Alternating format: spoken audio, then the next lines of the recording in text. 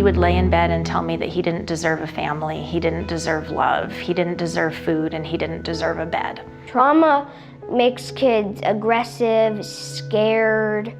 Somebody cast her off, somebody threw her away, and it's a horrible thing. It's not about the memory of the trauma, like really being aware of it.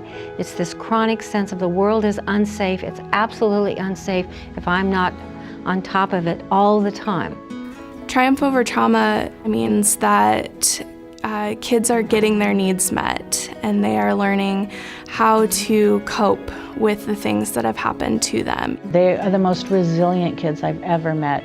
I mean, some of the things that they've been through, I can't imagine living through that, and I'm proud of them for doing that. I mean, it's amazing what they've been through and that they're still willing to keep trying and keep coming back and doing it.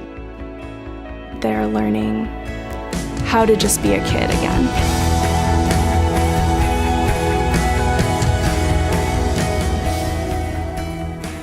Auggy was removed from his biological parents and was placed in an adoptive home, and his adoptive parents had him for most of his early childhood, at which point they became abusive.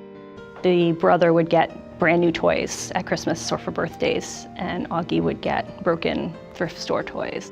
Auggy was always punished, physically beaten, locked in a dog crate.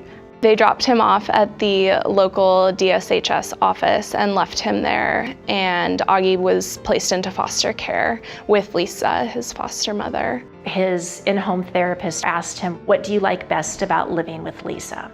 And his immediate response, without giving it any thought, is, "I get to eat every day, even if I've had big behaviors." Auggy had some struggles in the home and at school, and he came to Ryther. He has a lot of triggers from his PTSD, so he runs away and hides sometimes. He gets really angry quickly, and his feelings tend to go from 0 to 60 really fast. They had different things that you can do to help you calm down, like where you go with Karma, which is a dog, which you can play with and feed her. And also they have yoga, and I was a part of that. We're doing TFCBT, which means that kids build up their coping skills to learn how to manage the feelings that are going to come as they talk about their trauma experiences. I learned deep breaths, I learned to walk away, I learned to ask for a break.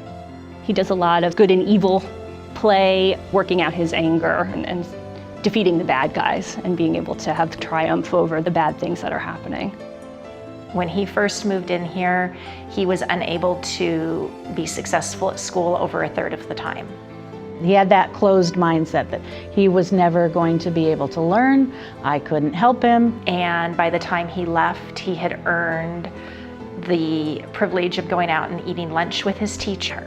And nobody has ever done that, but when I did it, it felt really, really rewarding, and it felt good to do it. And for him to want to spend time with his teacher was huge.